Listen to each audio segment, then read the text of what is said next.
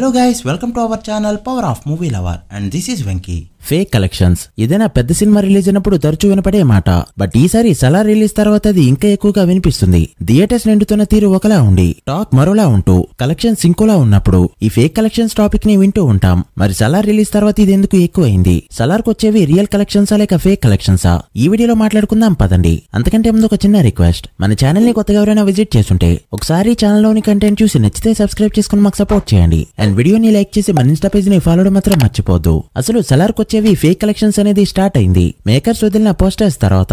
సాధారణంగా ఏ సినిమాకైనా ట్రేడ్ లెక్కల్లో ఉండే కలెక్షన్స్ కి అండ్ ప్రొడ్యూసర్ వదిలిన కలెక్షన్స్ కి 5 to 10% గ్యాప్ ఉంటుంది. ఎందుకంటే సినిమాని ప్రమోట్ చేసుకోవాలి కాబట్టి. దిల్ రాజు గారు చాలా సార్లు అన్నారు, టాక్ కొంచెం అటు ఇటుగా ఉన్న సినిమాల్ని బ్రతికించడానికి బయటకొచ్చి మరీ ప్రమోట్ చేస్తామని. అందులో భాగంగానే శ్రీనివాస కళ్యాణం వంటి ఫ్లాప్ సినిమాను కూడా ప్రమోట్ చేశారు. అలా కలెక్షన్స్ ని ఎగ్జాగరేట్ చేసి చూపించడం కూడా తప్పేమీ కాదు. అది 10% లోపు ఉంటే పర్లేదు, 20-30% అవుతేనే ప్రాబ్లం అవుతుంది. ఇప్పుడు సలార్ విషయంలో అది జరుగుతుంది. సలార్ డే 1 ట్రేడ్ లెక్కల్లో 163 కోట్ల గ్రాస్ ని కలెక్ట్ చేస్తే 178 కోట్ల పోస్టర్ ని దింపారు. ఓపెనింగ్ డే కాబట్టి ఆ మాత్రం పర్లేదు. ఇక సెకండ్ డే ట్రేడ్ లెక్కల్లో 88 కోట్ల గ్రాస్ వస్తే ఏకంగా 117 కోట్ల గ్రాస్ ని యాడ్ చేస్తూ 295 కోట్ల పోస్టర్ ని దింపారు. ఇక థర్డ్ డే విషయానికి వస్తే సాటర్డే కంటే సండే తక్కువగా కలెక్ట్ చేస్తూ వాల్విడిగా 79 కోట్ల గ్రాస్ మాత్రమే కలెక్ట్ చేయడంతో ఇక వాళ్ళు కూడా చేసేదేమీ లేక థర్డ్ డే సెకండ్ డే కంటే తక్కువ కలెక్ట్ చేసినట్టు చూపిస్తూ 106 కోట్లు మాత్రమే యాడ్ చేస్తూ 402 కోట్ల పోస్టర్ ని దింపారు. ట్రేడ్ లెక్కల్లో 3 డేస్ వరల్డ్ వైడ్ గ్రాస్ 330 కోట్లు, రెండింటికి 72 కోట్ల గ్యాప్ ఉంది. ఇక సోషల్ మీడియాలో హోంబలేవాలని అండ్ సలార్ ని గట్టిగా ట్రోల్ చేయడం స్టార్ట్ చేశారు.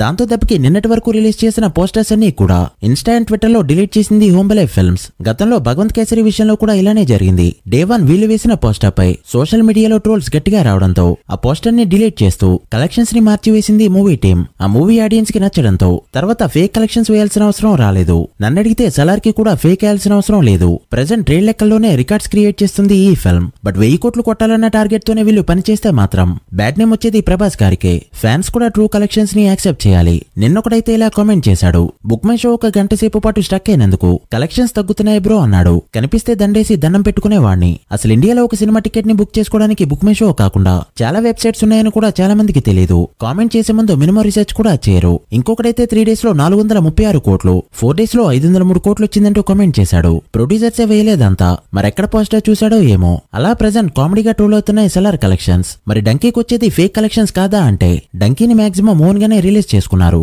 కలెక్షన్స్ ఎంత ఎక్కువ చూపిస్తే వాళ్ళకే అంత లాస్. అయినా డంకీకి మాక్సిమం కలెక్షన్స్ వచ్చేది ఓవర్సీస్ నుంచే. ఓవర్సీస్ లో ట్రాకింగ్ సిస్టమ్ అంతా కరెక్ట్ గా ఉంటుంది. సో ఇప్పటికే 80% రికవర్ చేసింది డంకీ ఫిల్మ్. దానికి మెయిన్ రీజన్ మూవీని తక్కువ బడ్జెట్ లో తీయడం. సో ఈ ఫేక్ కలెక్షన్ల గోల ఇంకెన్ని రోజులుంటుందో చూడాలి. నిజం మాట్లాడాలంటే ప్రభాస్ కి ఫేక్ వేయాల్సిన అవసరమే లేదు. తన బాక్సాఫీస్ స్టామినా చాలు. So guys that's the video. Salaar full run లో ఎంత కలెక్ట్ చేస్తుందనుకుంటున్నారో కామెంట్ చేసి వీడియో నచ్చితే లైక్ చేసి మీ ఫ్రెండ్స్ అండ్ ఫ్యామిలీ మెంబర్స్ కి షేర్ చేయండి. మరొక ఇంట్రెస్టింగ్ వీడియోతో మళ్ళీ కలుద్దాం. అప్పటి వరకు signing off. Power of movie lover. Thank you.